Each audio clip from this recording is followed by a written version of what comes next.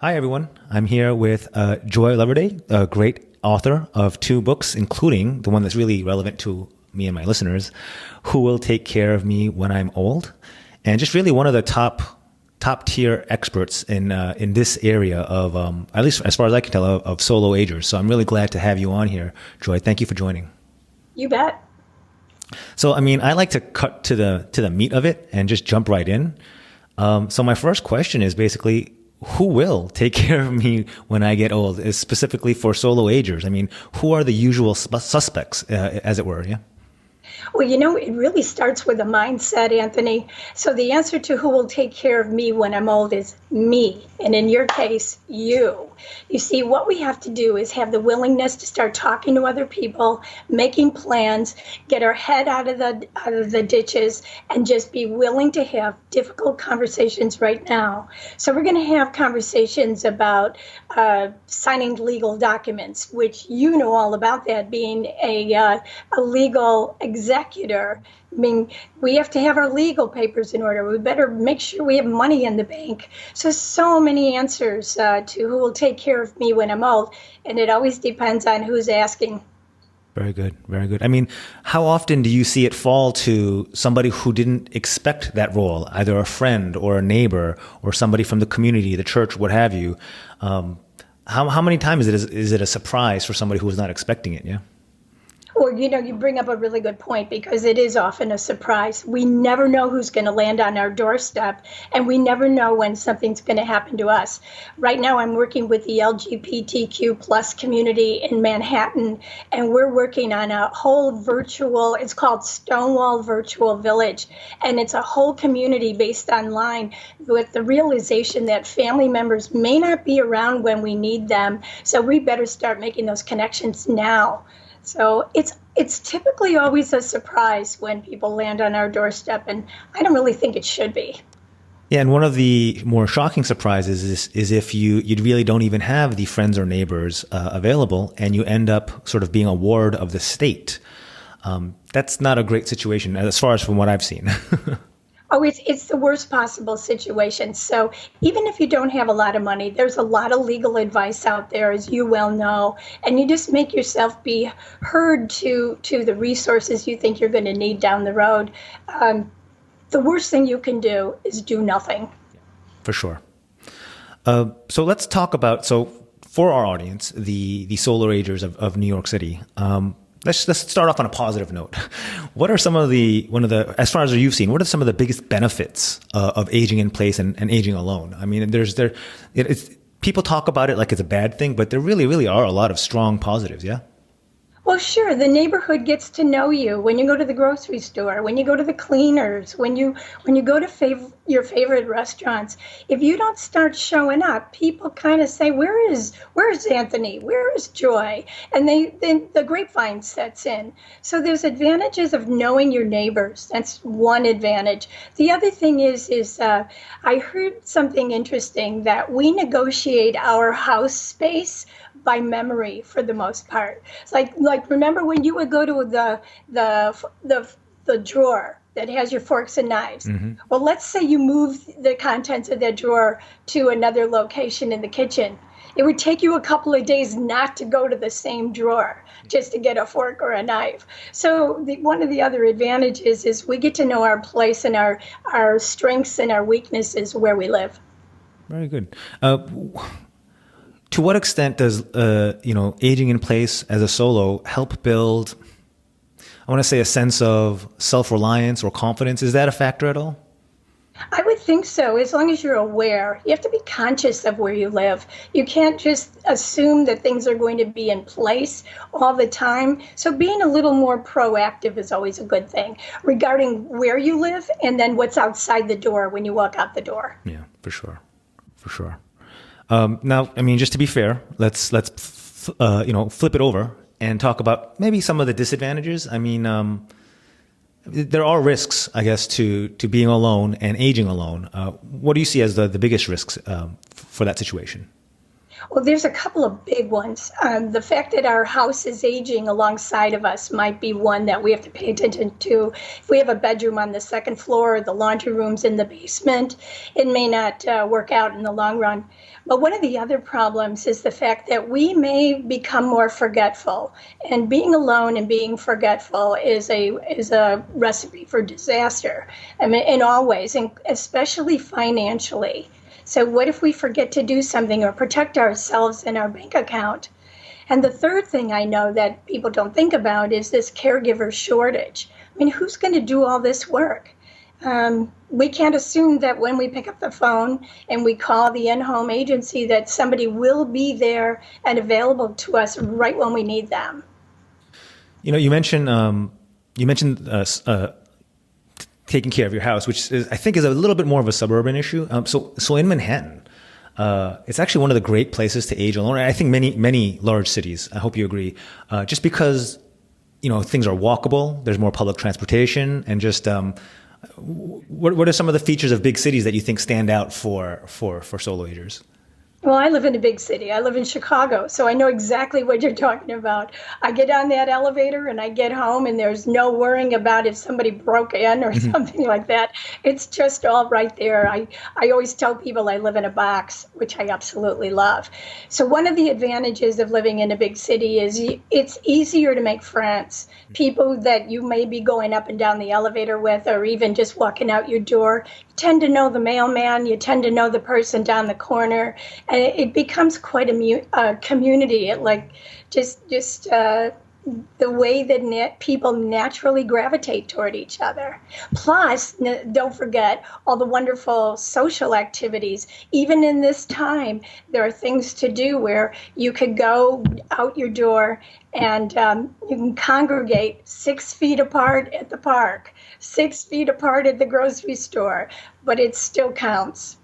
So we're both, it sounds like we're both city people, but my understanding is that cars can be a big issue if you're outside of the city. And, when you start losing or your ability to drive starts fading a bit, can be a scary thing because it's tied to your independence, your ability to go places.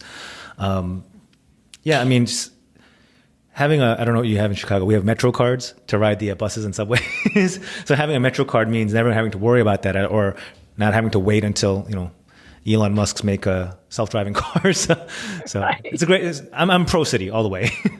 Well, I am too. So in behalf of our suburban friends, I know so many people who move out of the suburbs just because they have to stop driving. So, I mean, unless there's public transportation and you don't have gobs of money for Uber every time you want to go to the grocery store, city living or urban living is quite an opportunity to think about that lifestyle.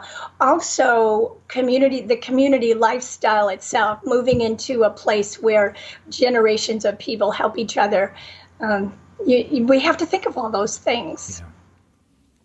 So you mentioned a lot of interesting things that had to do with, contact and community and socialization. So I want to jump to, the kind of the elephant in the room about solo or living alone or aging alone, and that's isolation. And you wrote a great chapter called Zero Isolation in your book, which I love that chapter, by the way. Thanks. Can we talk a little bit about some of your strategies on how to reduce social isolation? I guess we could start off with, you mentioned how to go about making new friends as a senior. One of the things we need to look for when we go ahead and say, well, how am I going to have friends and then have them be around for a while is when we join an organization, make sure there's a pool of new people coming in at all times. If we tend to stick to the kinds of organizations where there are no new members, well, what are we going to do when the pool of people coming in dries up?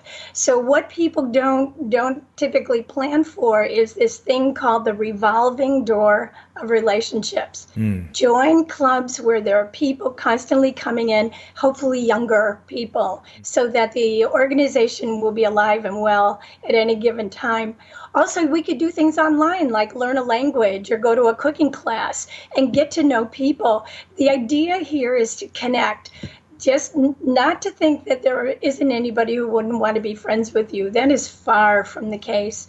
There are many, many opportunities to do things that require ongoing relationships. That's the thing I look for. I get to meet people, the same people, on a regular basis. You have a great section on eating or meals, not eating, not gorging, but how to make mealtime a social thing or not, depending on what your needs and preferences are. And I really love, by the way, how you acknowledge that you don't have to eat with somebody every time, and it's okay to eat on your own. Can you talk a little bit about how you navigate or what your recommendations are for meal times? Yeah. Sure. Well, it helps that I'm Italian. And so we know that food is family, food is love, food is community.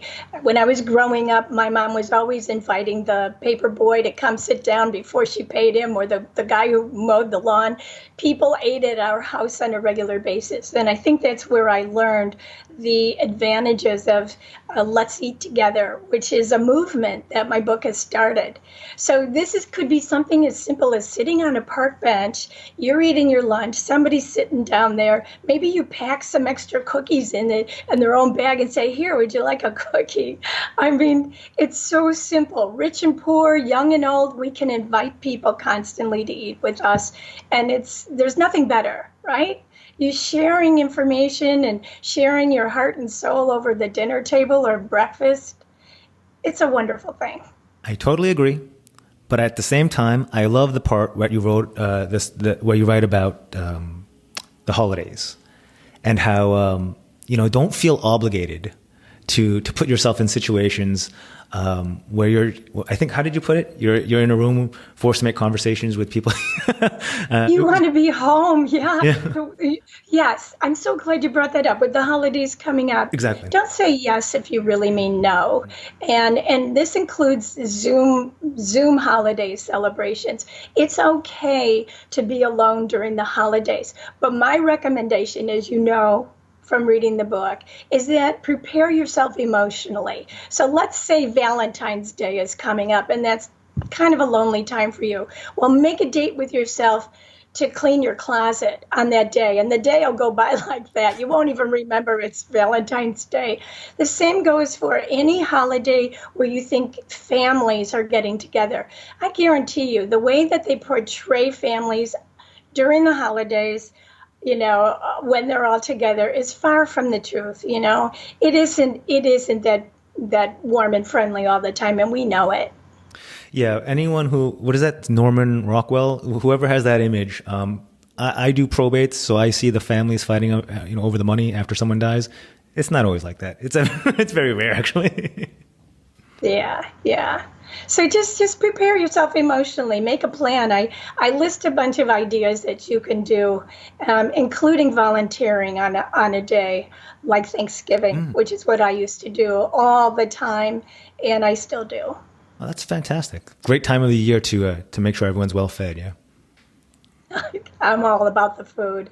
So why don't we just wrap up by talking a little bit about how you got into this sort of serving and developing expertise for this population. I'm happy to share my little story before just to set you up there a little bit. But as you know, I'm a professional executor, which means for anyone who doesn't have someone to be the executor to oversee their loved one's affairs, or if they just live too far away. A lot of folks who are overseas, who had an aunt who passed away in New York, they'll hire somebody like me to navigate that situation for them. And it just turned out that there was a very high demand for what I was offering amongst, our fellow citizens who are a little older and who don't necessarily have a spouse or children nearby. They might have children, but they just might not be nearby. They might be estranged for whatever reason. And that's how I fell into serving this community. And I would love to hear how you came about. Well, I came about because I saw 7 people sitting in the dark in a nursing home on Thanksgiving morning when I was 14 years old. And I couldn't understand how it was that they ended up that way in their old age. coming from a big Italian family, I went home and I said to my mom, I don't understand. How do people get that way? And little by little, I realized it was a lack of communication between family members. And that's why I wrote my first book, The Complete Elder Care Planner. The idea was to get people talking. Your book, Who Will Take Care of Me When I Get Old? Thank you for sending me a copy, by the way. It was excellent. I can't recommend it enough, and I'm looking forward to sharing it with all my readers. And I'm looking forward to sharing yours. I thought this was fabulous because it was to the point. Yeah. It was great. Told you, I'm direct. Right. So, Joy, where else can folks learn more about you besides picking up a copy of your book on Amazon? Just to go to my website, which is elderindustry.com. I have so much information on there, so many blogs, so many articles, lots of ways to connect with me on social media. Totally. I welcome hearing from everybody. Cool. Is there anything else you'd like to add before we wrap up here? So what do you think about who's going to take care of you when you're old, Anthony? I have visions of dying peacefully when I'm old, but not too old. Is that too optimistic? No, I'm with you. Yeah. But yeah, besides that, I try to put myself in the mindset that I am the younger one because that is my role for many of my clients. And I need to sort of make sure that I project that because they're hiring me to outlive them. You're absolutely right. You're right. And in turn, you'll do the same for yourself. You'll find that support network when the time comes. You'll find people who will, you'll pass the baton, and then you'll be taken care of as well. Well, I also have other sort of non-traditional opinions that by that time we will all be taken care of by the robots. But anyway. I agree. No, I'm with you. Cool. I'm glad. Kindred spirit. I love it. All right, Joy, I'm going to sign us off now. Please don't hang up. But I'd like to thank everyone for listening, and thank you especially for sharing this talk with us.